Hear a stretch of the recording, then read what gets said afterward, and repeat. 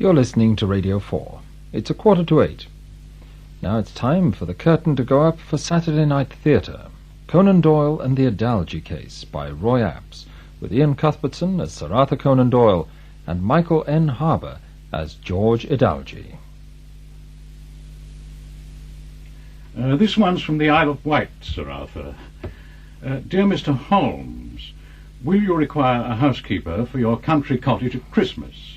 I know someone who loves a quiet country life, and bees especially. An old-fashioned, quiet woman, yours, etc., M. Gunton, brackets, Miss.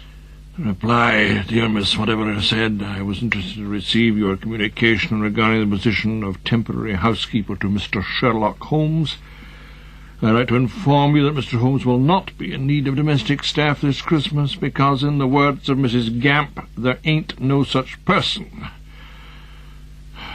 But thank you for your interest all the same. Yours, etc.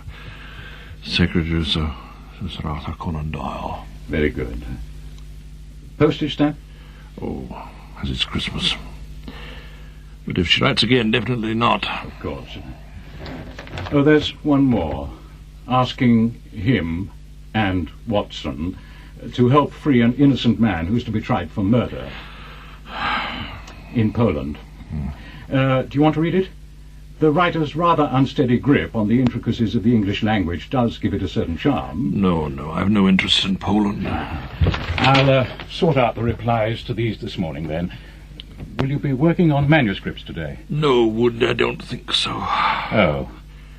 I slept very badly again last night. I'm sorry to hear that. It makes me so wretchedly tired. Yes. Gibbs is calling over later. He might suggest a new prescription. Yes. I have a letter to finish to the ma'am. I promised her to be waiting when she got back to London. I'll bring your correspondence in for signature later, then, Sir Arthur.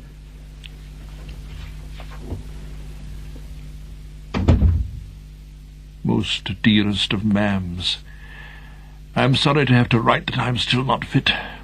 Gibbs can find nothing wrong with me.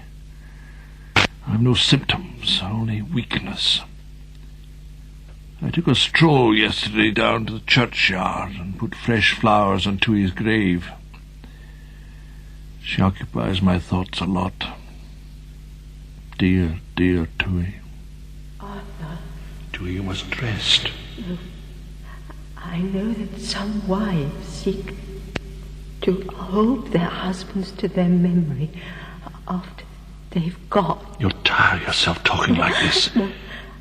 I want you to know that you have my understanding and my blessing if you should choose to marry again.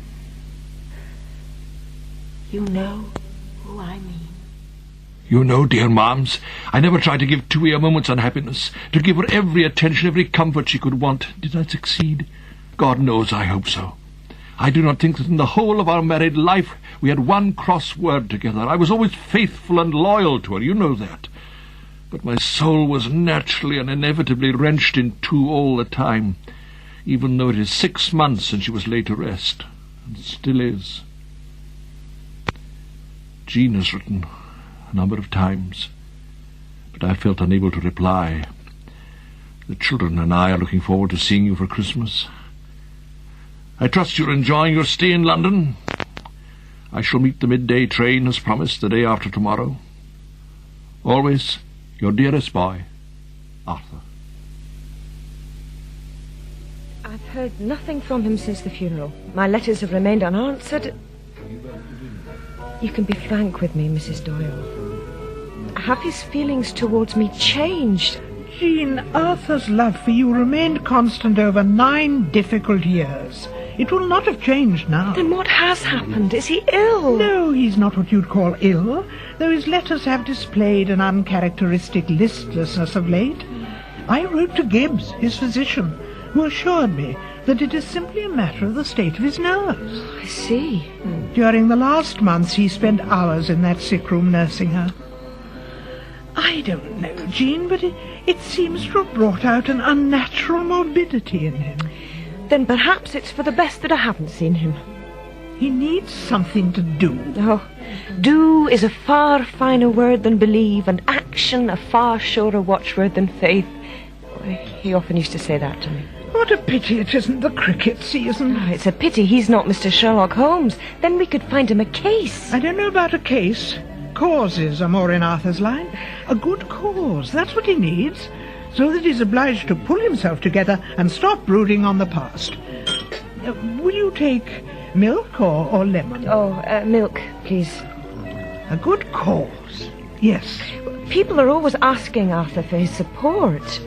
As soon as I arrive tomorrow, I'll get Major Wood on our side. You know, Arthur's secretary. Yes, we've met. He'll be able to keep an eye on likely projects in Arthur's daily correspondence. Oh, I do hope he can find something. I've always found Major Wood to be a gentleman of considerable resourcefulness. Yes. He'll snap out of it soon, Jean, don't fret. I shall see to it myself, I must. I intend to see you two married within the year. That's why I was so keen for us to be able to take tea together. Action is a surer watchword than faith.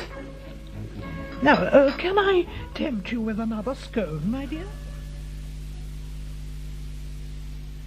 Are you ready to go through today's correspondence, Sir Arthur? You can deal with it, Wood, can't you? I'll append my signature when necessary. There is one letter here I thought you might be particularly interested in. Oh? It's a request for help. Oh, with a standard reply. Rather different from the usual run of appeals. Can I read it to you? It might be preferable to returning to the dining room for a hectoring from the ma'am. Yes, your mother's a redoubtable lady, Sir Arthur. Yes, it's not yet Christmas Eve. Dear Sir Conan Doyle. Not my dear Mr. Holmes. No. And it is different from the usual run. Go on. I'm writing to you because I know of your reputation as a defender of all that is truthful and just. I have been the victim of a monstrous miscarriage of justice. I know that you are a busy man with numerous interests in all walks of life, but I would beg a moment of your time to describe the details of my case, which are set out in full below. I am yours most sincerely, G.E.T. Edalji. Who? Edalji. Odd sort of name? I would rather imagine it is of Indian origin. I've already had a brief look at the letter, and it is a most singular case. Shall I read on? Oh, there might be a plot for a Sherlock Holmes adventure in it. Possibly. See what you think. My home and birthplace is the village of Great Worley in the county of Staffordshire, where my father, the Reverend Shapurji Edalji, who was born a Parsee, is vicar. This is an area of English countryside given over in part to farming and in part to coal mining. Such a division of interests makes for a murky and grimy landscape. Our hills are slag heaps, our valleys open pits, and the predominant architectural features are not the spires of village churches, but pit-head winding gear. The village of Great Worley consists mainly of a few rows of shabby and artless cottages, their red bricks coated with a thin layer of grime. On one side, the village is separated from its more prosperous neighbour, Cheslin Hay, by the tracks of the London and North Western Railway line, and on the other side, from its more picturesque neighbour, Little Worley, by the main Birmingham to Manchester road. My story begins 3.5 years ago, in the summer of 1903. There are twin evils stalking the village of Great Worley and its neighbours. There has been a spate of vicious cattle maiming in the area, while at the same time poison pen letters gloating over these crimes are being sent to members of my family, including myself, and to the police. However, despite large numbers of extra police being drafted in from neighbouring towns, there have been no arrests. However, the police and the public have their suspicions, a fact of which I am made well aware as I stand late one Sunday evening, well hidden under an old beech tree by the churchyard wall. A young policeman paces up and down outside the lich gate. Evening. Well, evening, sir. Don't know you, do I? Constable Rowley. There's no Rowleys in Worley. Well, I've been drafted in from Cannock. Thought as much. The cattle maiming. Well, you won't find him coming out of the church. Oh? Well, he don't go to church these days. It's the look he gets, you see. I see. No, you don't. None of you do. You all know down at the station who's ripping the poor beasts up. Well, the inspector has his suspicions. He comes out of the alleyways at night like a big black monster. He scares the women livid. staring at them with those great, sly, bulging eyes. I've seen him and he scares me, and I don't take for it easy. Yeah, I'm sure you don't. They say he has to make a sacrifice. They say it's his religion. Oh. Horses and ponies one day. Could be women and children the next day. And if he tries anything again, it won't be just him who'll have to face the music.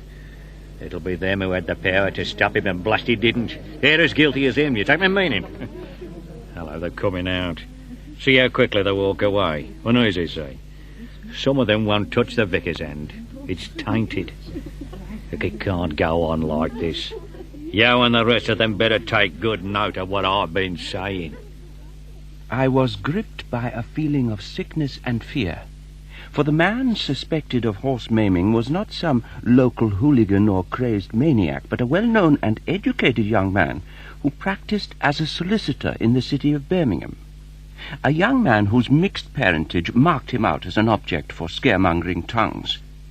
Yes, Sir Conan Doyle, I was the suspect. The following day, an anonymous letter arrived for me at my office, abusing and threatening me in the most vile terms. I took it, as indeed I had other such letters that I had received previously, to Inspector Campbell at Worley Police Station. Another anonymous letter, Mr. Edalji. This is fast becoming a habit. Will you read it, Inspector? Of course I will. You will see that it contains the most vile suggestions concerning myself and a certain lady. Yes, it is certainly most offensive to the lady in question. It is also offensive to me, Inspector. Furthermore, it makes accusations against my character. It accuses me of involvement in the horse maimings. Go back to your old game of killing cows and writing anonymous letters. It accuses you of writing anonymous letters too. Well. By a strange coincidence, we have received a letter at the station too. Would you say there's a pattern here, Mr. Edalji? A pattern? I mean that every time you come in here with an anonymous letter, it turns out we've got one to match it. Sergeant Robinson. Sir? Read out the letter you received this morning to Mr. Edalji. A party whose initials you'll guess is going to kill beasts again here soon. Why, just think, he did it where two of you were hiding only a few days gone by. But, sir, he has got eagle eyes, and his ears is as sharp as a razor, and he is as fleet of foot as a fox, and as noiseless. And he crawls on all fours up to the poor beasts, and he fondles them a bit, and then he pulls the hook smart across them, and out their entrails fly, before they guess they are hurt. And you, Sergeant Robinson, you bloated blackguard, I will shoot you with father's gun through your thick head if you come in my way. You know who it is, and I can prove it. But until £100 reward is offered for a conviction, I shan't split no more. Which more the pity, you blackguards, for there will be merry times in Worley when they start on little girls, for they will do 20 wenches like the horses before next March. You see, the sergeant's life has been threatened. That is a most serious crime, threatening the life of a police officer. Though, of course, you would know all about that. Inspector? Being a lawyer. I know one thing. This whole dreadful business has got to be stopped. It has indeed, Mr. Edalji. But if we don't put him away soon, the local lynch mob will do to him what he's been doing to the horses and to the cattle. Some of the farmers are already carrying guns. And if they get to hear that it's to be their daughters next, I wouldn't like to contemplate what they might be moved to do. How many men have you on the case now? 30. 30? 30 men can't hope to cover every field and farm in the district. That is all the men I have. Have you ever thought of employing bloodhounds? Just leave this postcard with us, Mr. Edalji, and don't worry. We will trap him soon. We have our suspicions. The whole village has its suspicions, Inspector. I only trust that you charge the right man. Over the next few days, it is not difficult to notice that heads are turning more, that conversations cease abruptly when I approach. On the evening of August the 17th, as I am returning from collecting a pair of boots from the cobbler, I notice 2 constables and the sergeant under the street lamp by the railway bridge. They are in the process of observing the vicarage in a none too discreet manner. Slipping up the alleyway by the track, I can hear them quite clearly. Sergeant? Yes, Rowley. Parsons here and I were talking, and, well, what I don't understand, Sergeant, is, I mean, if he's doing it, why does he write letters incriminating himself? You don't come from round here, lad. You don't know the man. Yeah, but It's a measure of how clever he is. Accusing himself in letters which he received himself is simply a way of throwing suspicion away from himself.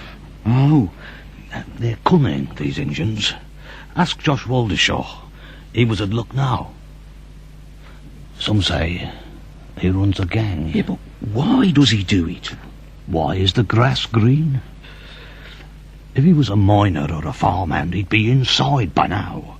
But you can't touch a precious vicar's son just like that, even if he is an Injun. But his time will come. Well, I hope it's soon, Sergeant.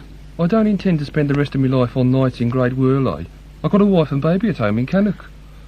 He fondles them a bit, and then he pulls the hook smart across them, and out their entrails fly. He'll do 20 wenches before next March. He's also threatened my brains with a shotgun. It could easily be yours, Constable, remember that. There's more than 20 of you out here tonight. If he strikes, we shall catch him red-handed. Yes, Sergeant. I shall be at the station if you need me. Yes, Sergeant.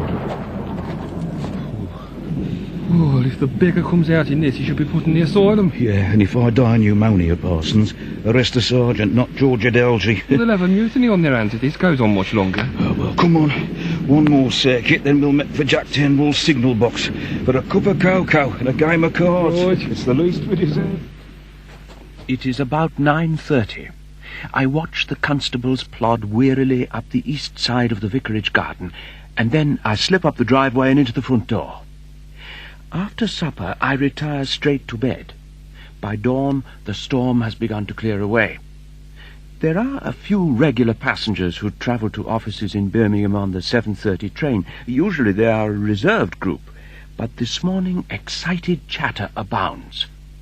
Apparently, a young miner on his way to work at Worley Colliery has taken his usual short cut across Plant Pit Meadow. At the far end of the meadow, by the kissing steps, he has stumbled over a pit pony with its belly ripped open. I notice a number of eyes turning to me, though no one addresses me.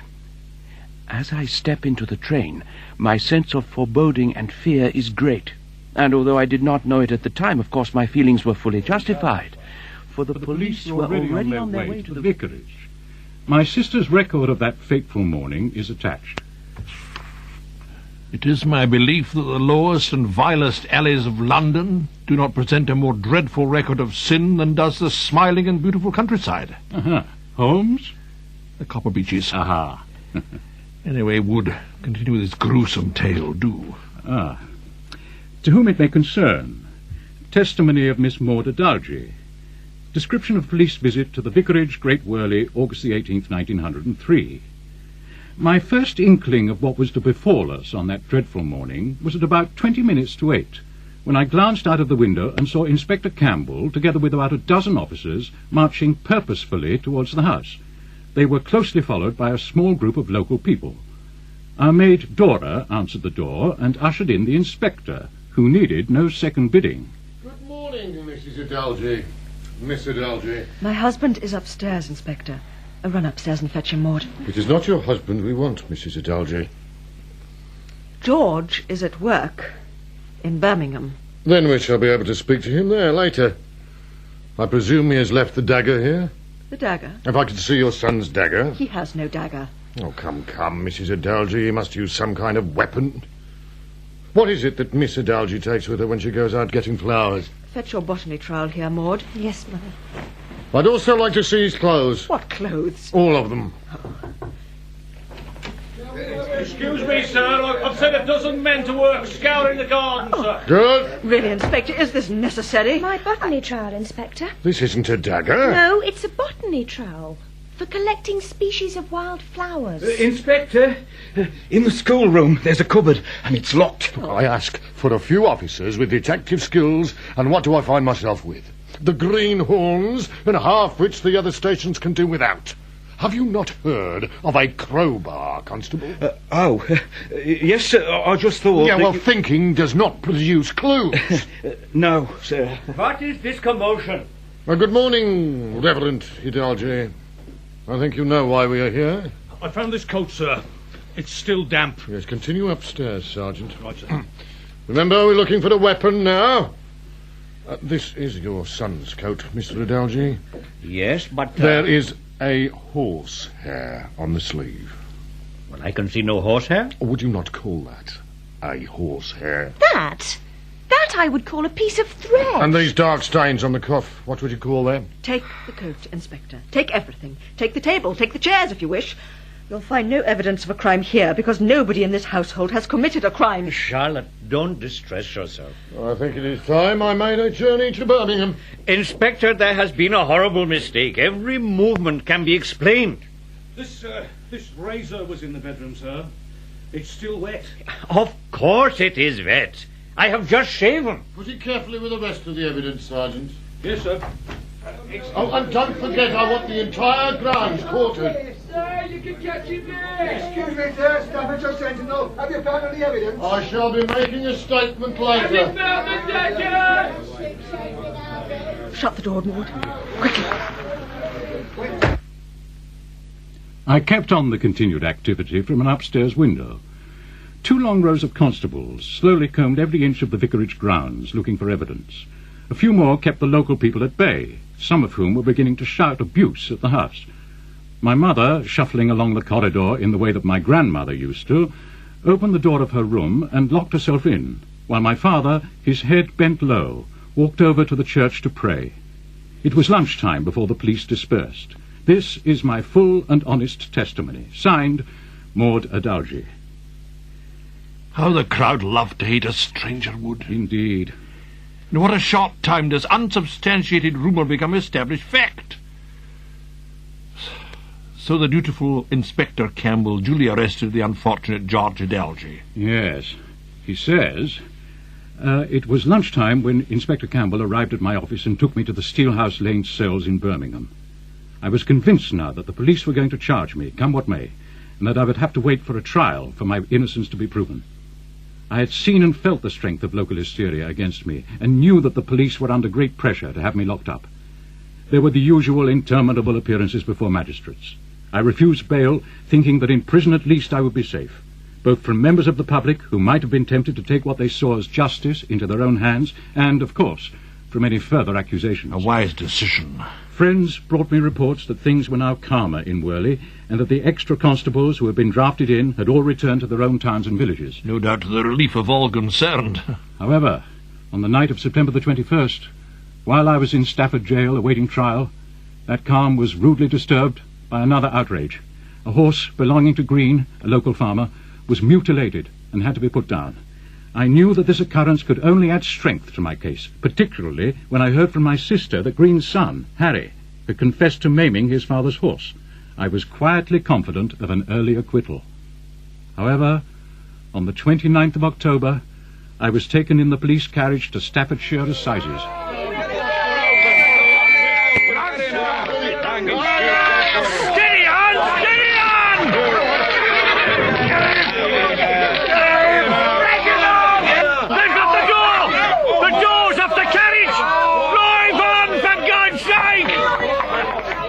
They'd ripped the carriage door off in their frenzy, though thanks to the quick action of the driver in heading them off, I was unharmed, though not a little shaken.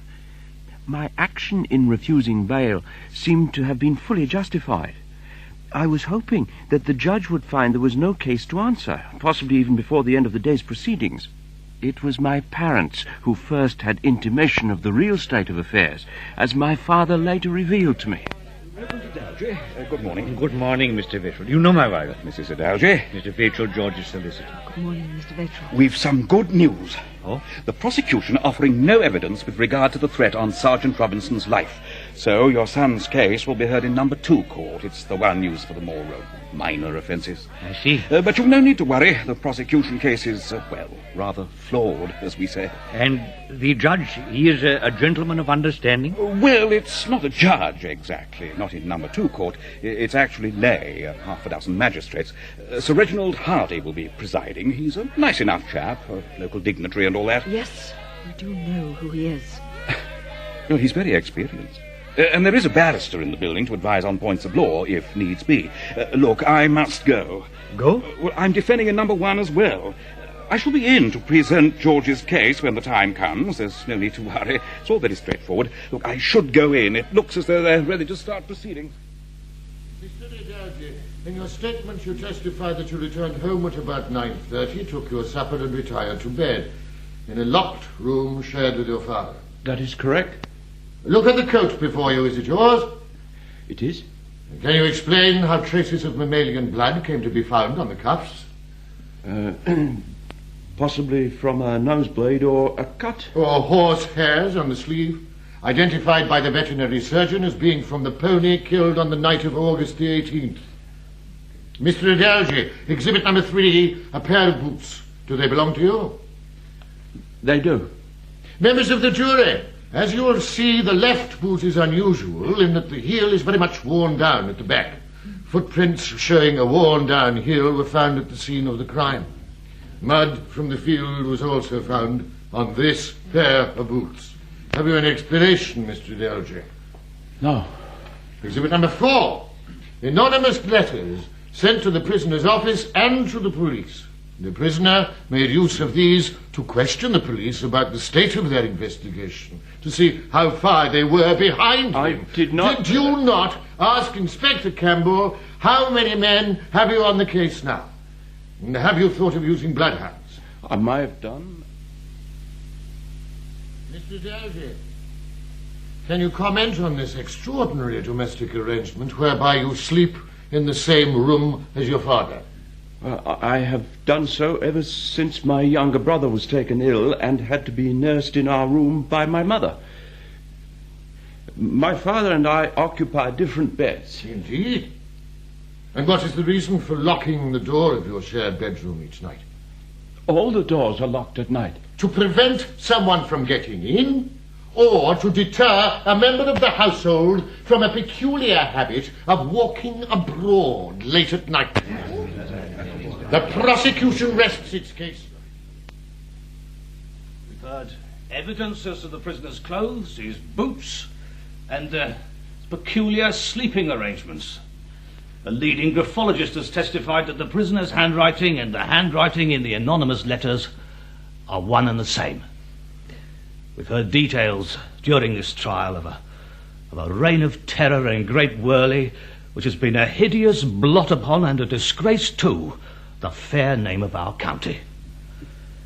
It's therefore difficult to overestimate how important it is to bring to justice the perpetrator of these outrages. Gentlemen of the jury, have you reached your verdict? We have. And is it the verdict of you all? It is. What is your verdict? We find the prisoner guilty, but with a recommendation of mercy. On what grounds? Because of his personal position. George Edward Thompson Edalji, the jury have found you guilty of this very serious charge, and as we think, very properly. Their verdict is a right one. They have recommended you to mercy. We take fully into consideration your personal position and what any punishment means to you. On the other hand, we have to consider the state of the county of Staffordshire and the neighbourhood of Great Worley, and the disgrace which has been inflicted on us and that neighbourhood by the condition of things. Your sentence is penal servitude for 7 years. Lord, have mercy on us. The court will rise. I was sent to Portland jail and then transferred to Lewis, where, ironically enough, my work was the sewing up of nose bags for horses. My friends have worked tirelessly on my behalf, and Mr. Yelverton, the former Chief Justice of the Bahamas, who, as you may know, has been most active in pushing for the establishment of a court of criminal appeal, organized a petition of 10,000 signatures requesting reconsideration of my case. 2 weeks ago, having completed barely half my sentence, I was released from jail on indefinite ticket of leave, the issue to which I direct your attention, Sir Conan Doyle, is a simple one, and is this. If the authorities believe me guilty, why have they suddenly released me? If they now believe my innocence, why have I received no pardon or compensation? I am, yours most sincerely, George Edalji. Is that it? Yes, that's all. What are they up to? Who? Those 2 children of mine out there. Oh, it rather looks as though your mother has sent them into the garden to collect some sprigs of holly and mistletoe. She's been in the house but a day, and already she's behaving as if she's conducting a military campaign. Yes. She's appalled by my lack of Christmas preparations, you know, Wood. Worse still, she insists I go up to town with her this afternoon to help her with shopping. Do you want me to reply to this Edalji letter? No, leave it with me. I'll deal with it. Madame Raymond told me of the latest stories circulating in Paris about His Majesty, apparently. Not so much Folie Bergère as Folie Edouard, if you ask me. Sorry, do what? I was saying, what is it that makes such riveting reading? Oh, a letter that arrived this morning. Oh, not one of mine, I see. No, it is from a Parsee's son who wants my assistance. He claims to have been imprisoned on false evidence. And has he? He's a professional man, a solicitor. There appears no reason to doubt his word. Then you'd better get down to it and set about clearing Mr. Edalji's good name. You know of the case? I have read some reports in the press. I think there are certain questions that need answers. Do is a better word than believe, Arthur. Well, can you think of a better man for the job? I think we should take in Swan and Edgar's first. Well, what about you? Are you sure that this is all absolutely necessary, ma'am? It's the festival of Christmas, Arthur. Now, what are you going to buy Mary? I don't know.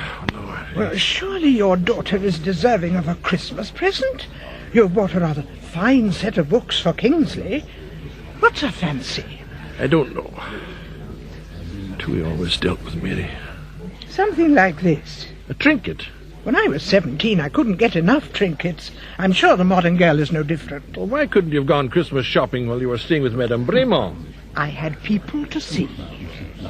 Excuse me, miss. Well, what people? Jean, for one. Could I see that trinket in the display case there? Jean? This one, madam? Yes, that's the one. Jean, you saw Jean. Why? You have treated her so, I cannot think. Unless you are being unnecessarily sensitive to public rumour and innuendo, which, if you are, is unworthy of you. Oh, ma'ams. Here you are, madam. There. Now that would suit Mary just fine, don't you think? 10,000 signatures were collected for the petition, Doyle. 10,000. Impressive indeed, Yelverton. Mr. Edalji seems to know a good many people. Oh, they weren't all known to him, of course.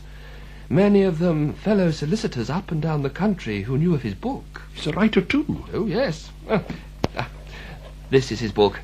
Very highly thought of. A concise guide to the railway law of England and Wales. A most scholarly work.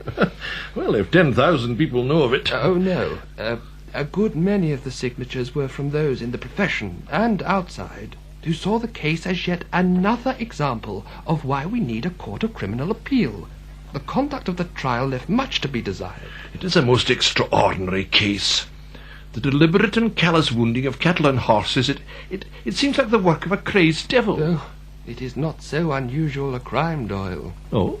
Well, particularly not in that area of the country. I've some figures here. Now, Judicial statistics relating to the county of Staffordshire, 1894 to 1903. Numbers of persons tried summarily for malicious damage to animals. In the last 4 years, 1899, 18, 1900, 11, 1901, 13, 1903, 23. Good heavens! No, cattle maiming is not some barbaric practice imported from the Indian subcontinent, but as you can see, a failing peculiar to the county of Staffordshire. But none of this is of help to George Edalji. Until he receives a royal pardon, he is still under the sentence meted out to him at that mockery of a trial. I would like to see a copy of the trial transcript. Quite right. It is a capital mistake to theorize before one has the data. One of Mr. Sherlock Holmes' sayings. Yes. I wondered if you would take up Mr. Holmes' methods in practice. As you can see, I'm quite a follower. If I adhere to the principles of any of the characters in my novels, it would be to Sir Nigel Loring. You do not know the White Company or my latest work, Sir Nigel. No. He abides by the chivalric code of honour, truth, and justice. Could I see the trial manuscript? No. The trial transcript was unfortunately mislaid by the court. What? That's monstrous! The chief constable informed me himself. He also warned me. Now, where's the letter? You will find it a waste of time to attempt to prove that George Edalji could not have written those offensive letters. I am aware of several people who have personal knowledge of his proclivities in that direction. The case takes an unexpected turn. Who is this chief constable? Captain the Honourable George Augustus Anson, second son of the Earl of Lichfield.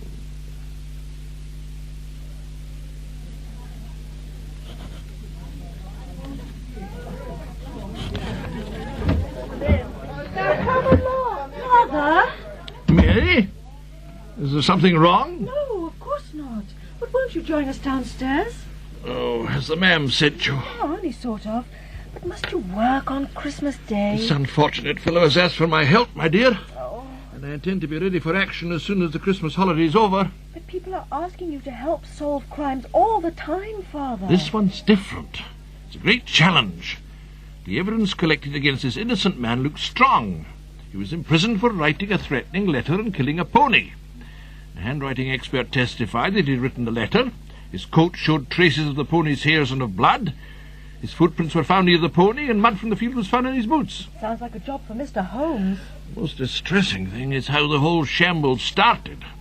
Rumour, hearsay, gossip, repeated, rephrased, and passed on from person to person to the extent that it became accepted wisdom and then accepted fact.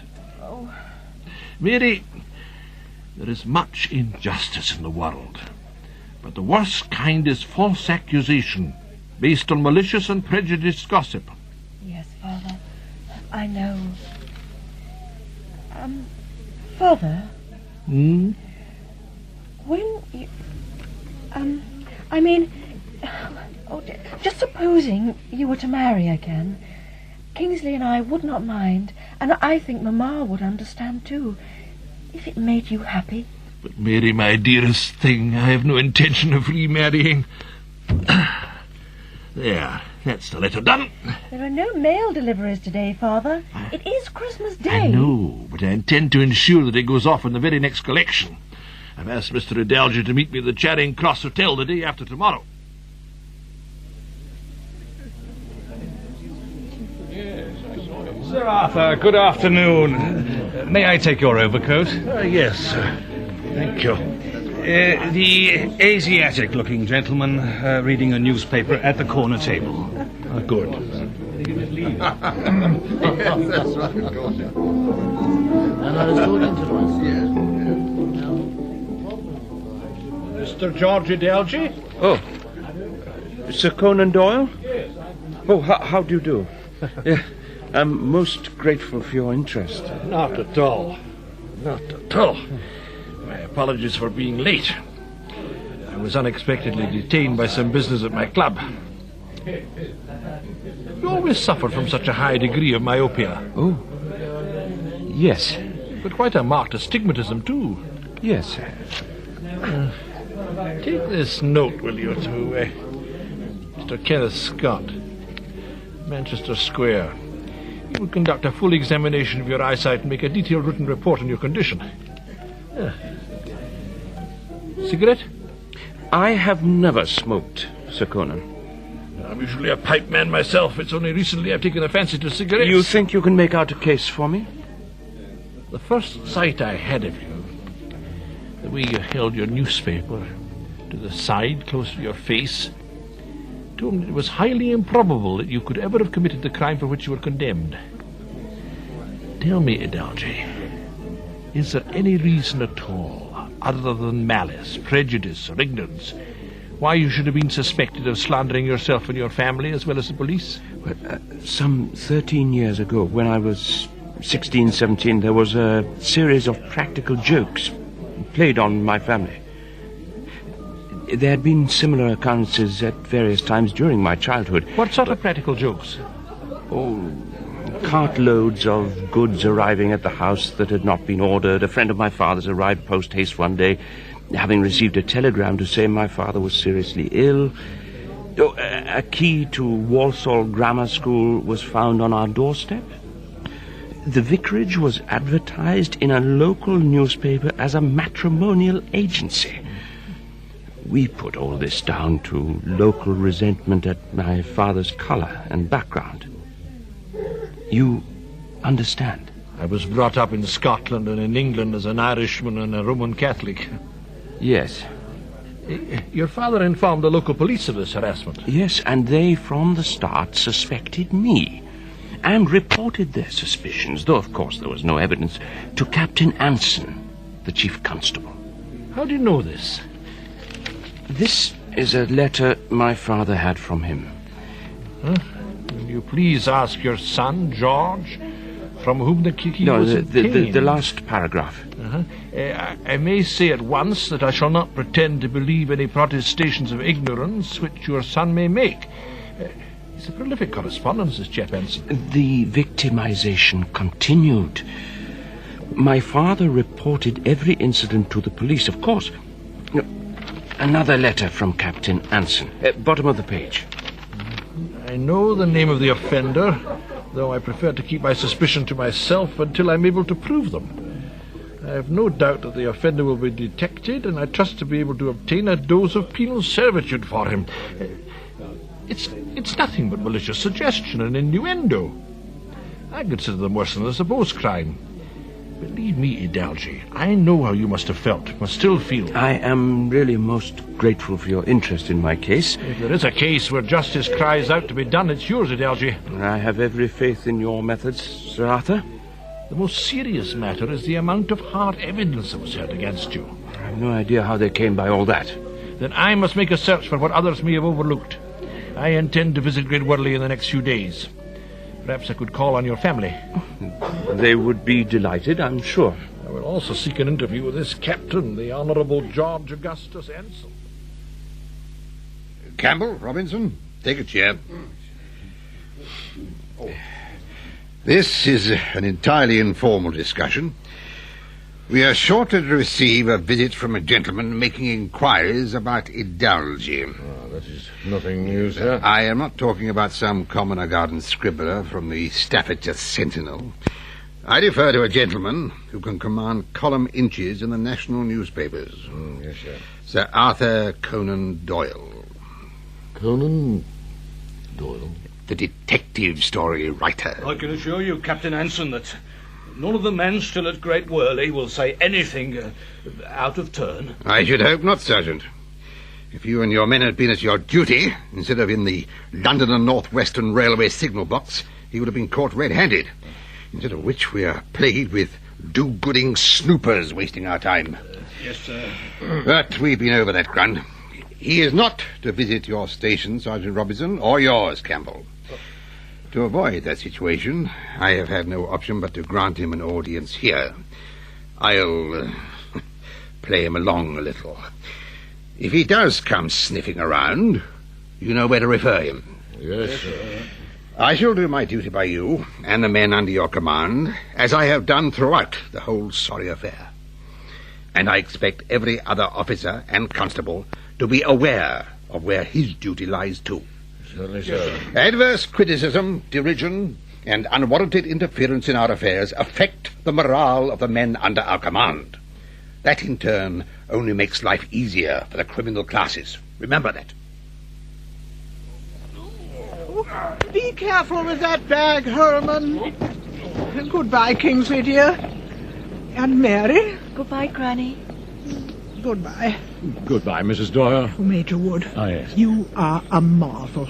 I just pray for his sake, and for all our sakes, that he is right about this Edalji. I'm sure it'll be all right. I'm coming to the station with you, ma'am. Nonsense, dear boy. I shall be perfectly comfortable. I insist. Move up. Oh. Bye. Bye. Bye.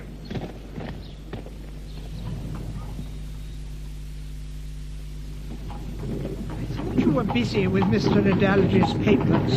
There's little more I can do at present. I go to Staffordshire tomorrow. Just so long as you don't forget your letter-writing responsibilities. Ma'am, dear, have I ever? To me, no. But I was meaning another party. Ma'am. You owe Jean some sort of explanation. Why are you punishing her and yourself like this? Connie, my own sister, jibbing at me, insinuating there has been something sordid between us while poor Tui was alive. She's too much Catholic, too little woman, that one. What is the difference whether your relations with Jean are platonic or not, she said to me. All the difference between guilt and innocence, I replied. How many other parties may be making similar accusations? I was never once unfaithful to Tui. Then you should feel no guilt. Does Mr. Edalji feel guilty because certain malignant parties wish him so? Then neither should you. My dear Jean, I will not attempt to justify or explain my silence since Tui's death. Remember Box Hill. We are still and always will be of one kind. I go to Staffordshire, where barbarism and superstition reign. Meet on my return. I do not ask forgiveness, only that you are still able to return the love of your only ACD. Sir Conan Doyle, it is most noble of you to take up our son's case like this. You've seen George, I understand. Is he well? Yes, very well. May I take your coat? No. Did you often become Mr. Holmes? Maudie. Miss Edalji, if Sherlock Holmes were here, his interest would be solely in the solving of the crime. I'm here because, like many others, I'm determined to see justice done in George's case. No, Maudie. Arrange with Dora for some coffee to be sent up for Sir Arthur. No, thanks very much. I'll decline the offer of coffee in favour of making a prompt start of investigating the so-called evidence. Firstly, I should like to tread the path that George is supposed to have taken that fateful night. Chapeau G? My dear, I am not going to drag myself through hedges and over railway lines with Sir Arthur. Oh, of course. I shall fetch my overcoat. And your boots. And my boots. We have had wet spells, followed by very cold ones. There is a deal of mud and ice about. You've had cold weather in London. Yes, it's been very cold. Oh, lunches at 1. So, this is the plant pit meadow, eh? Can you give me a hand? Good heavens. I didn't realize the gap in the hedge was so small. All the lads use it, but I no longer have the agility of my youth. Push those sticks back. Out. Oh dear. It is of no consequence. Sorry. It is only an old jacket. Now then, you can see Wearley Colliery away to your left. And this is where the poor horse was found. They call it the Kissing Steps. Where the local lads bring their sweethearts. I believe so. It's not a very picturesque spot. The gorse affords some privacy. Interesting. Yes, interesting. Have you found valuable clues, Sir Conan Doyle? It's the spirit of the place. Come, let us retrace our footsteps homeward. I would not wish once to be delayed. Of course. And your walk? It was of use, Sir Arthur? Yes. The soil is of a most unusual hue, a yellowish red. The Triassic sandstone is mixed with clay. There are also considerable carboniferous deposits in the area. Pass your father the cold meat, my dear. But no clues. Only confirmation, if any were needed, that a person with your son's ocular condition could not possibly have made the journey to the field and back. Perhaps you should concentrate on the evidence the police collected when they ransacked the house. They didn't ransack it, dear. You mean the jacket? The one we all testified George wasn't wearing on the night. Much good that did. Have you an explanation as to how the horse hairs came to be on the jacket? They took the jacket away. There were no horse hairs on it. They went next to collect part of the horsehide from the veterinarian. They put both pieces of evidence in the sack and took them to the police surgeon. Eureka! He finds some horse hairs on the jacket. My papers. Just a minute now. Somewhere the police surgeon's evidence is one of the few official documents remaining intact. Where are we? Yes. Investigated. Time of attack estimated. Yes. Numerous hairs on the jacket which were similar in colour, length and structure to those on the piece of skin cut from the horse. Not from the general body of the pony where the attacker would have picked them up, but from the particular piece of hide that was transferred to the surgeon with the coat. Exactly. Police incompetence. Oh, well, dear, a mistake, at any rate. One piece of evidence found wanting, which leaves the boot, the handwriting... And the bloodstains. Aha, the bloodstains. What did they turn out to be? 2 patches no bigger than a threepenny bit. I'm not concerned with the bloodstains. You're not? Well, look at your own cuffs, Edalji. But my cuffs? Are there not small stains upon them, even blood from shaving? Small cuts, undercooked meat even? Oh, Sir Arthur, I'm sorry if the beef is looking... No, Mrs. Edalji. Forgive me, I'm not referring to this splendid luncheon. I was speaking hypothetically. Would you like a piece more? No, thank you all the same. It's been a most pleasant meal. Sharpoji. Praise God, from whom all blessings flow. Praise him, all creatures here below. Praise him, above ye heavenly host. Praise Father, Son, and Holy Ghost. Amen. Maudie, dear. Yes, Mother, of course. Sir Arthur? Mrs. Edalji. Do sit. Oh, thank you. And cigarette? No, thank you. I have my pipe. You find our circumstances unusual, perhaps? I find most human situations of some interest, but a Parsee, ordained as a priest in the Church of England, married to an English woman, and occupying a particularly rude and unrefined country parish in the industrial heartland of the Midlands, I find more unusual than most. I was at a Free Church of Scotland college in Bombay. Later I joined the Anglican Communion. When I took holy orders, I had every intention of serving the Christian community somewhere in India. But I had a chance visit to England, and while here met and married my English wife. And how did you come to be at Great Worley? My wife's uncle is the vicar at Ketley in Shropshire, and the Great Worley living is in his gift. It was his wedding present to us. Can it have been easy? Oh, God has been good to us in many ways. It has, I think, been harder for the children. Nigger boy, nigger girl was a favourite epithet. Maud would stubbornly ignore it all and then come home and read for hours in her room. Though she does now enjoy the friendship of a number of young ladies of her own age. And George? George was different. Studious, always worked hard. He had no time for play or for society. You know, he achieved the distinction of having his name placed in the second-class honours list of the Incorporated Law Society final examination. He was a most respected member of his profession. His arrest and conviction must have made things very difficult for you. You didn't think of moving away? The Reverend Ketley has no other livings in his gift. This is our home, Sir Conan. We are a close family. Shall we take a turn around the garden? Why not? I mustn't stay a moment longer, though. I have a 3:30 appointment at Stafford with Captain the Honourable George Hanson. Oh, you have? He is a gentleman, Captain Hanson. And that is to say, he was born a gentleman. Well, Doyle, I'd answer what questions I can, though of course I was not involved in his arrest. Oh? If you recall, they finally picked him up sometime in the middle of August. I'm always north of the border at that time of the year. For the grouse, you understand. Convinced you of his innocence, has he? From the very first sight I had of him. He has myopia of 8 diopters. Did he tell you that he had been mercilessly hounded and threatened by the county constabulary over a period of years? He mentioned that he thought he'd been suspected for some time. For 12, 13 years. First, a key to Walsall Grammar School was found on the vicarage doorstep. Nasty little notes and letters started arriving. He told you all about that? Yes. And that I wrote a threatening letter to his father? I have seen the letter. Yes, then you'll understand.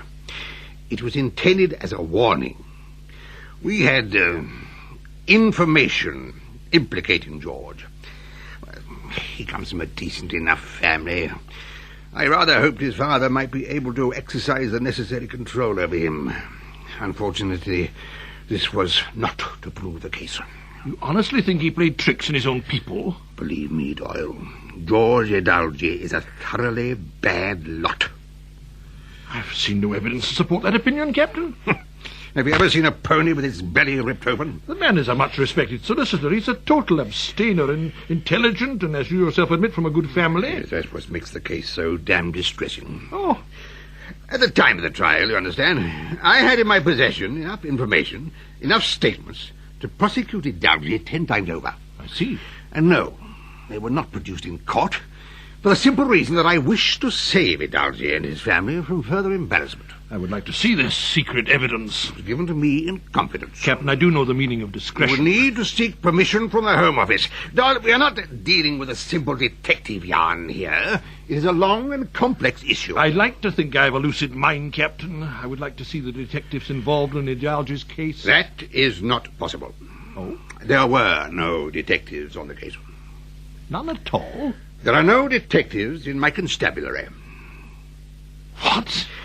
It is my opinion that detectives are of little use in the well-run constabulary. Of course, they provide authors who should know better, with cheap laughs for their stories. No, Doyle. All my officers and constables are trained in every aspect of police work. Each of my stations works as one efficient unit. Then would it be possible to talk to the officers? And each one of them is answerable through a proper chain of command to me. I do not believe that Edalji mutilated that horse. I do believe that there has been a grave miscarriage of justice. And having arrived at that conclusion, you are now digging around for evidence to support it. Is that the way Mr. Holmes works? Well, it isn't the way my constabulary works. I do not read your books, but I have heard how they deride the police. My Holmes stories do not deride the police, Captain. They do sometimes chastise them for their pig-headedness. I'm sorry I cannot help you further, Doyle, but if you'll excuse me, I'm a busy man. And so am I, Captain. Very busy indeed. Sir Conan Doyle? Good afternoon, sir. Constable Rowley. I heard you were visiting the Chief this afternoon. I've read them all, you know, sir. You have? Yeah, all the adventures and the memoirs. If you're going to the station, perhaps I could walk with you, sir. I've just come off duty and I'm going that way myself. Yes, of course. My favourite is The Hound of the Baskervilles. The family curses, the chase on the moor. He's been pretty badly wounded in Afghanistan. Yeah, and another thing puzzles me about him. Who? Dr. Watson. Dr. Watson? Yes. I mean, in some stories, he says his name's Dr. John Watson. And in other stories, he says his name's Dr. James Watson. Yes, the point has been made to me before. Yeah, well, the question is he James or is he John? London train, sir. Next one on this platform. Are you taking the train to London as well, Constable? Oh, good heavens, no, sir. I'm giving the local service down to Cannock. I have a girl there. Cannock? Do you know of an Inspector Campbell? Oh, yes, sir. I worked with him on the Edalji case. Did you? So you were at Great Wortley during the summer of 1903, Constable? Rowley. Well, most of the county was, sir. Hey, why did Edalji write all those perverted letters to himself? That's the puzzle. What's your theory, Rowley? Oh, not for me to say, sir, but the evidence was pretty conclusive. The handwriting, stains in his coat, mud in his boots? Oh, yes, sir. Constable Cooper was very careful with the boots. Was he? Did he take a cast of the footprint? No, but he measured it very careful, like they do in South Africa, he said, with a stick. With a stick? Yeah, and a bit of straw. Then he placed Edalji's boot next to the footprint in the mud to make really sure they matched. Getting mud from the field on the boot in the process? Yes, that's right. Oh, you don't think... On my train, I think. Here, take this copy of my latest novel with my compliments. I was going to give it to Captain Anson, but... Sir Nigel, is it a Sherlock Holmes adventure? No, better than any Sherlock Holmes. Sir Nigel, a true English knight who makes a vow that he will claim the hand of his Lady Mary Butterstone only when he has accomplished 3 noble deeds. Don't worry, I'll mention nothing of our chat to your chief. He's a fine chief, fair to all the men. I'm sure he is. Sir Conan Doyle! Is it Dr. James Watson? Watch out, Captain, the Honourable George. I am not far behind. The truth is out as to how horsehairs came to be in the coat. The truth is out as to how mud came to be in the boots. All that is left now is the matter of the handwriting.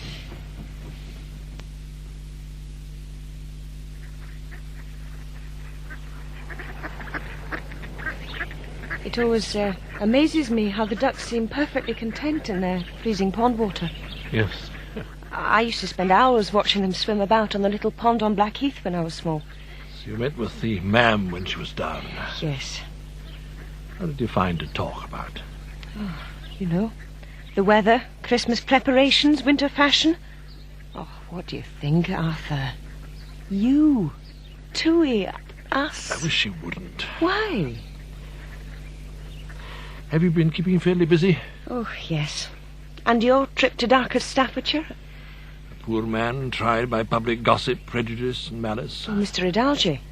You know the case? Oh, I've heard something of it. He's innocent. As innocent as you or I. That's good. It's Connie. Those looks.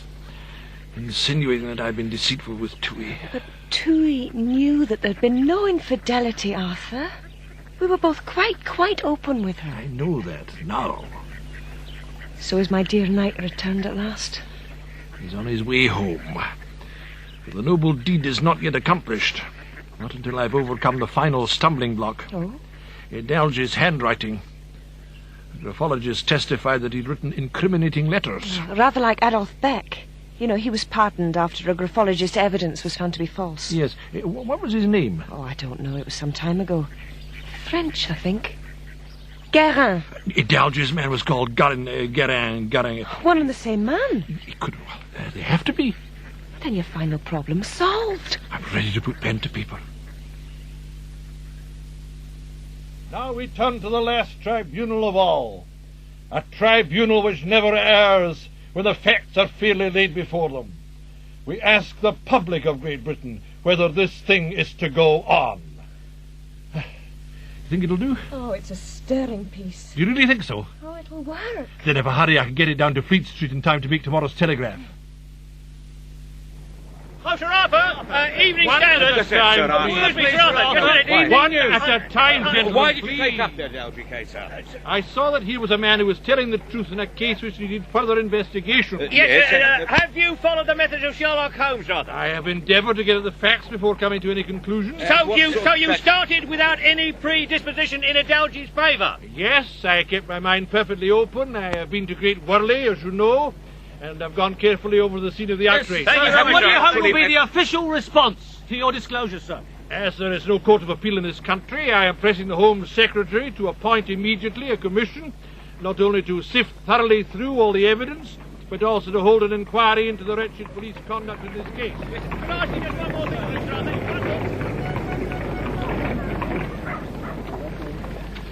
So, Sherlock Holmes is having another adventure, and this time in real life. The most unpleasant part of the case, and one which it obviously pains Sir Arthur to have to describe, is that concerned with the strange notions of Captain Anson. That this police officer had harboured a strong prejudice against George Edalji for years, Sir Arthur makes only too clear, and he leaves us in no doubt as to the effect of that dislike on the official conduct of the case. The Telegraph, Times, the Evening News, the Daily Chronicle, leaders in all of them. and heaven knows how many of the provincials, outraged correspondence by the score. The good name of the constabulary dragged through the mud. The realities of modern popular journalism, I'm afraid. Of course, the irony is that he's said nothing new. It's the way he's said what he has and where he's said it. Damn it, Chalmers, the morale and integrity of my constabulary is trod over roughshod in the interest of political expediency, and are we to be laughed at by every convict in the county? The Home Secretary has asked me to give you his categorical assurance that your own personal position as Chief Constable is in no way under threat. He has? How? He will personally ensure that appointments to the inquiry committee will be, and I use his words, most carefully chosen. Explain yourself in clear English. So kind of you to invite us, Lady Truscott. Oh, my pleasure, Sir Arthur. You're quite the celebrity of the moment after all. Just everybody is talking about you and Mr. Edalji.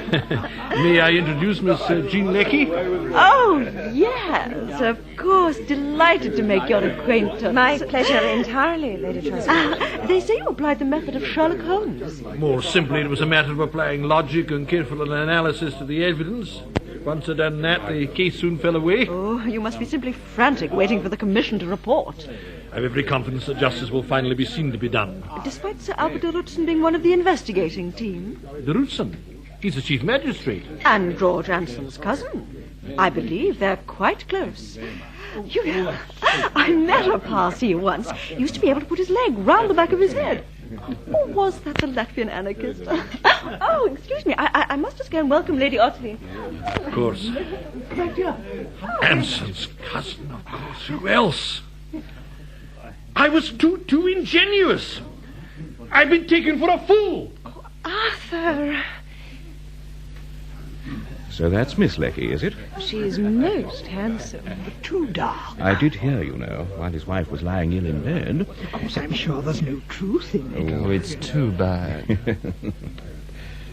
Arthur. It's like being in a long, dark mansion of many rooms. In the first room, they don't wish to know you, or what you've come to say. So you go to another room. It's the same here. Blank, contemptuous stares. So you go on to a bigger, larger room. Here they listen reluctantly.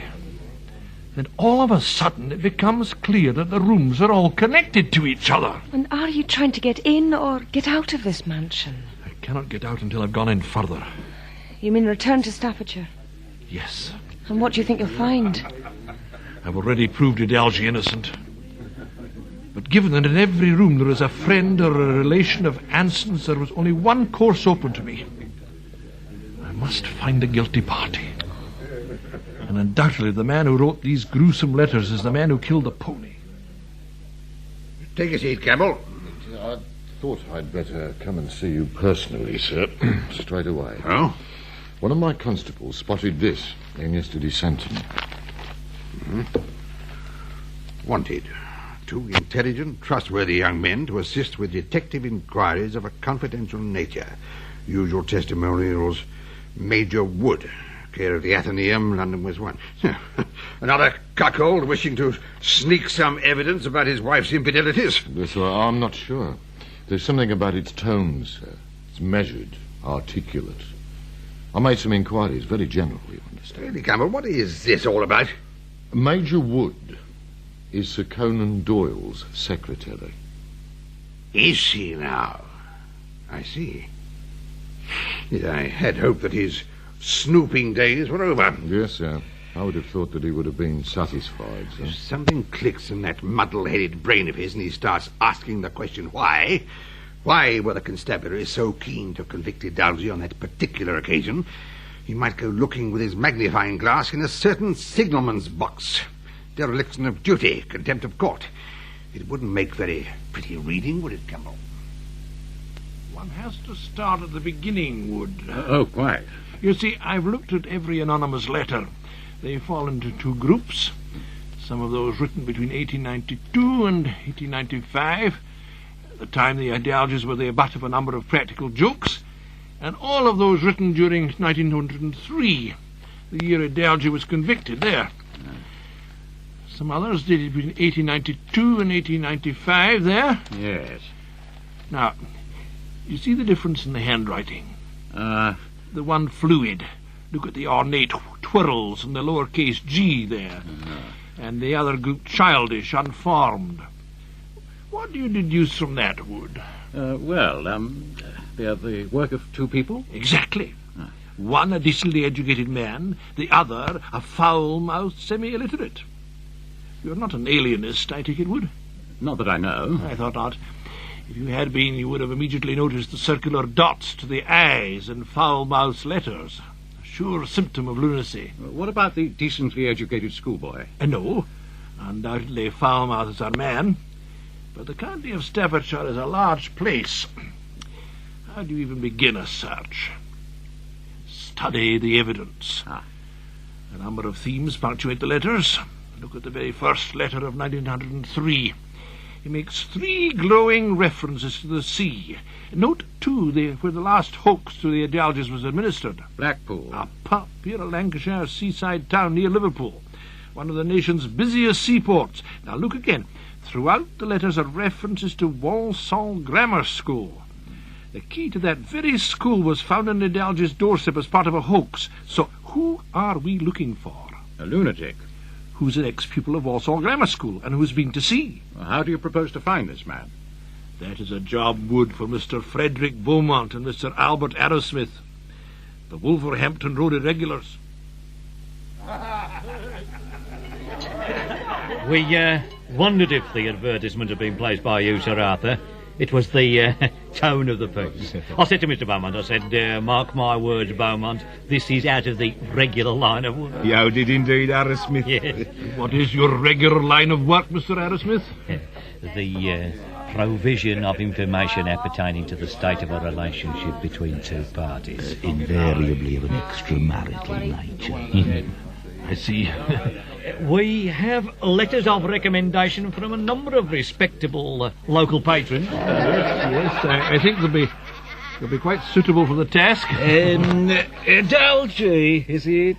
I'd be grateful if you could speak quietly. I don't wish the county constabulary to know that I'm here. You understand they will not emerge from my inquiries in a particularly favourable light. People round here find they haven't got too much time for the constabulary. So, it is Edalji.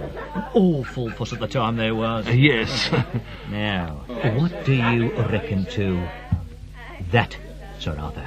A ball of horsehair from the very horse Edalji was supposed to have done. Good Lord. I obtained it from a client whose brother was one of the jury. They were all offered exhibits as souvenirs. The foreman took the razors. This case becomes more extraordinary at every turn. What is the job, Sir Arthur? To discover the whereabouts of a man who was a pupil at Walsall Grammar School in the 1890s. He's innately vicious and a bad character. That leaves the field wide open. He will have spent some number of years at sea. Here's a sample of his handwriting. And avoid the police at any cost. We always do, Sir Arthur. Yes. Witness, is he? Gentlemen, the man you seek committed the crimes for which George Edalji was sentenced to 7 years penal servitude. He's hired Beaumont and Arrowsmith. Has he now? Old friends indeed, Campbell. Both have noses larger than their brains.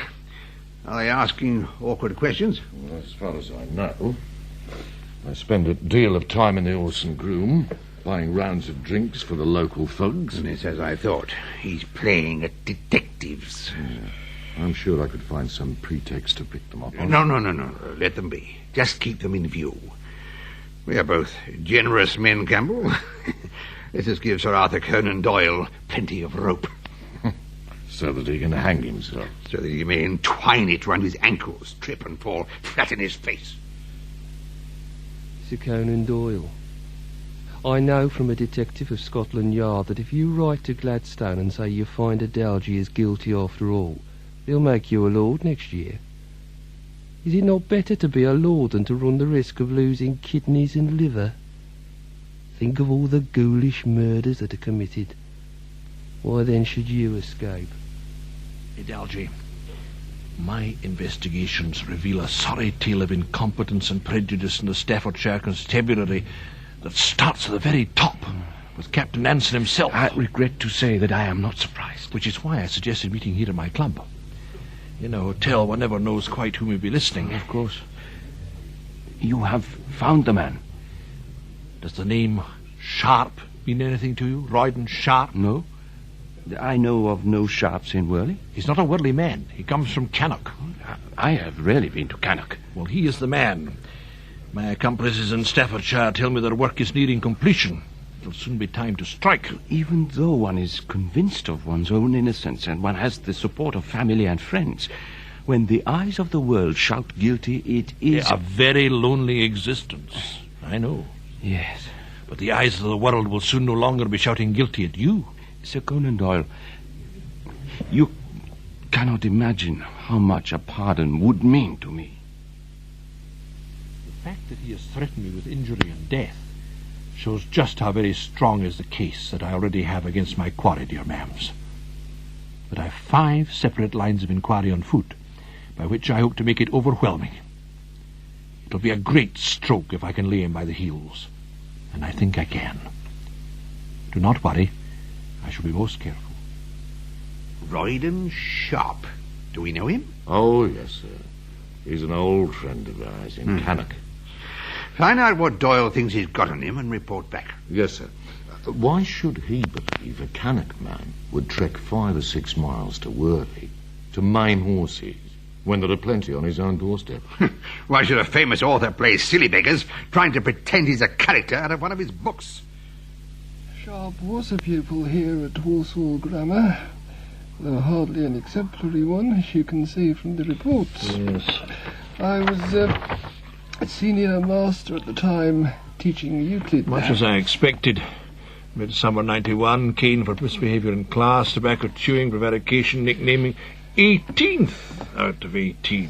His elder brother, Wally, was also a pupil at the school. No better. Have you an example of his handwriting? No. I very much doubt whether he ever wrote anything he was said to do. Easter 92, cane 20 times, mischievous, lying, truancy, cheating.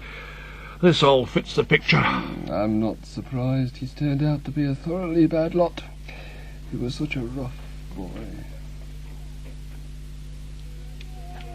That's the house, Sir Arthur. Yes. Oh, wretched sort of place, isn't it? You see? The curtain's moved. I think I've detected a curtain moving at every house in the street during the last 10 minutes or so. Here he comes. After the horse and groom, I'll wager. Yeah. Ugly sort of fella, isn't he? Regular little crook. Been in and out more times than a fiddler's elbow. He certainly looks the type capable of horse maiming. Shall we track him? Of course. We could pin him down on the flagstones in the alley in no time. No, I think not. Not at this stage. Sir Arthur look at him swagger. The mark of a man who has been to sea. Spent years in the slaughterhouse, carving up carcasses. As well as on a cattle boat. The neighbours reckon he was wickedly cruel to the animals. Widow Adams says it were him that dropped her tabby into the horse trap. And then there were the slashing of seats in railway carriages. Billy Wynne saw him do it. He's off again. Do we follow? I've seen enough of him to be convinced. Oh, you've not seen the clincher? Got the knife, Mr. Arrowsmith. Yeah. Beauty, ain't she? It belongs to Sharp. Though don't ask how we come by it. It must have 3 or 4 blades. 5. And this is the biggest. He could easily book them poor horses with that. Excellent work. Our case, I believe, gentlemen, is now as complete as we can make it. My findings will be with the Commission first thing in the morning. It has been an honour and a pleasure to work for you, Sir Arthur. It has indeed. Dearest ma'ams, letters from you and Jean were waiting for me on my return from Staffordshire, a conjunction which I love. I meet Edalji at Yelverton's office tomorrow to hear the Commission's findings. I am confident that the evidence I produce must surely vindicate Edalji once and for all. Jean and I are to dine together in quiet celebration. Celebration that I have accomplished my deeds. Celebration, too, of our true feelings for each other. Doyle, Edalji, take a seat, do. Thank you, My clerk rushed me over a copy from the Home Office half an hour ago. They accept your innocence, Edalji. Thank God. Could they have drawn any other conclusion? However, their resume continues. Assuming George Edalji to be an innocent man, we find that he has, to some extent, brought his troubles on himself. Brought his troubles on himself? The Commission finds no reasons to doubt Captain Anson's belief that Edalji had written the anonymous letters himself. Consequently, it is not possible to grant any sum of money to George Edalji as compensation for the 3 years spent in His Majesty's prisons at Portland and Lewis. As one door opens on freedom and the truth, so another one ahead closes fast. Edalji, I'm so sorry. It is, I suppose, a kind of pardon? Pardon be damned! It's an unsubstantiated accusation of culpability. I will be taking steps to ensure that the Law Society readmit you to the role immediately. Does not this sham of a report confirm, if indeed any confirmation were needed, that our system of justice is crying out for a court of criminal appeal? Edalji, the sad fact is that in taking on the officialdom of England, we're up against an unavowed trade union. And its members are not going to blackleg each other. Oh, no. They'll admit nothing which may inculpate another official. Nothing. Now, we'll take this further. You will not get an appointment with the Home Secretary for weeks, Doyle. No, but I do know how to corner his permanent Under-Secretary of State. Oh? At precisely 9:20 each evening, he's to be found in one of the darker corners of the Athenaeum, quietly sipping a glass of his favourite malt whisky. I think I shall be dining at my club tonight. It's a wretched decision, Chalmers. It's compromise. And I can guess why. Yeah. You're entitled to your conjectures, Doyle. Did the evidence collected against Sharp count for nothing? The Commission found your methods inadequate. Inadequate? Anson set down a detailed critique of your accusations. Anson? You said that Sharp was at sea during the period of 8 years or so between the 2 periods of cattle maiming at Worley. Sharp has been to sea for 10 months only. You said that Sharp ripped up railway carriage seats. He was accused by Billy Wynne, the lad originally under suspicion. Both boys were 12 at the time. Accusation: Sharp was cruel to animals. Hearsay: there's no concrete evidence submitted. Accusation: Sharp hated the Edaljis because of their colour. Hearsay. Accusation: you enclosed some copies of school reports. Absolutely no relevance. Accusation: the knife belonging to Sharp. This knife is a large clasp type. It's commonly found among the labouring classes of the town. Shall I go on? It was only sent as a basis for a proper police investigation. It has a pardon. That is an achievement. Believe me. It is not enough. There is no compensation, no apology. No hint of regret at what this poor man and his family have been made to suffer. No criticism whatsoever of the officials involved, still less of the Chief Constable. The Home Secretary intends the report to be the final word on the subject. You don't think he'll be tempted to go to the newspapers again, sir? The newspapers and the public are already growing a little tired of Mr. Edalji. They are? Yes, the public will only tolerate the ridiculing of the constabulary for so long. They need us, Campbell. They need to trust us. It was a burst of excitement that can now be laid to rest. And what'll happen to him, do you think, sir? Edalji? He won't come back here, that's for sure. No, sir. It'll be the best thing for us and for him and for his poor family. Yes, sir. Oh, Campbell. Yes, sir? You're not familiar with any of these Sherlock Holmes stories, are you? No. Constable Rowley is your man there, sir. Yeah. I just thought it might be rather amusing to dip into one of them. It's outrageous. Anybody'd think we were living in Turkey. I know the report was written simply to shield Anson. The longer I've been on this case, the surer I become of Edalji's innocence, of everything. If only I could have got my hands on a copy of Anson's secret evidence. How they love a secret. What power it holds. If every person in the country were to read the Commission's report and read your articles, which would they believe? I know I'm right. So does the world. So do I. I know who's trodden the true and honourable course. I know who to believe. Do is a finer word than believe. And what do you intend to do now? I think you know. I think I do. Then, need I ask? Of course, so that I may answer. Jean, my dear, would you make me so very happy by consenting to become Lady Conan Doyle? I have wished for nothing else for the last year. After all this time. And since whenever. My own dear knight. Our wedding will be so fine and gay that even Connie will remark on it. We shall have an orchestra at the reception. Of course, provided you make sure to invite one rather special guest. Oh? Mr. George Edalji.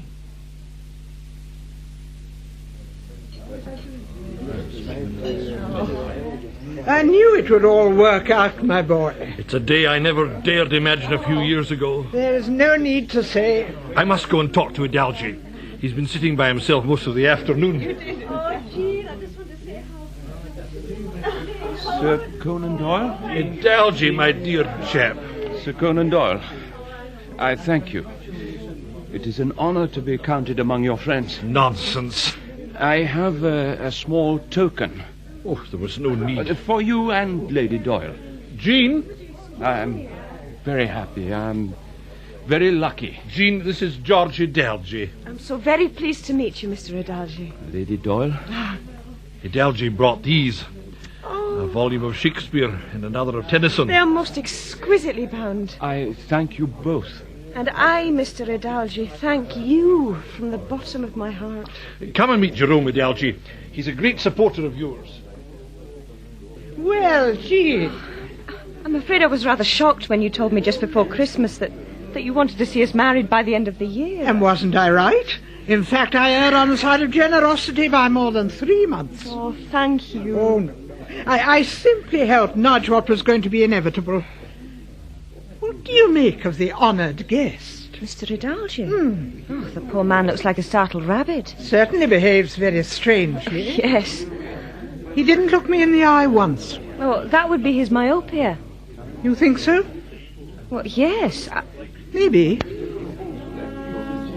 Oh, you don't mean that... Arthur's run his course with this particular cause, and it is best that it is so. Yes, but if... All I know is that he has come to terms with one unquestionable truth during the last 9 months.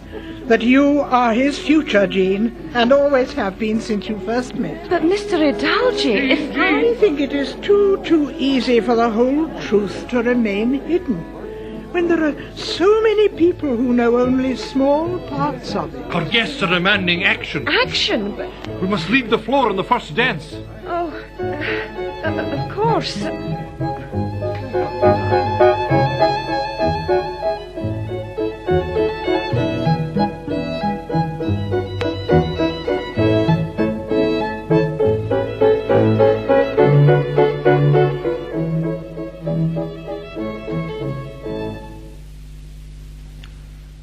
Conan Doyle and the Edalji Case was written by Roy Apps, with Ian Cuthbertson as Sir Arthur Conan Doyle and Michael N. Harbour as George Edalji. Others in the cast: the Mam, Margot Boyd; Anson, Alan Dudley; Mrs. Edalji and Mary, Emily Richard. Major Wood was played by John Church, Jean and Maud by Victoria Carling, and the Reverend Mr. Edalji and Arrowsmith by John Baddeley. Constable Rowley and Beaumont, Michael Tudor Barnes; Inspector Campbell, Anthony Jackson; Robinson and Chalmers, David Goodland; and Yelverton and Mitchell, Stephen Harold. Other parts were played by John Baddeley, Michael Tudor Barnes, David Goodland, Stephen Harold, Anthony Jackson, and Emily Richard. The programme, which came from Bristol, was directed by Brian Miller.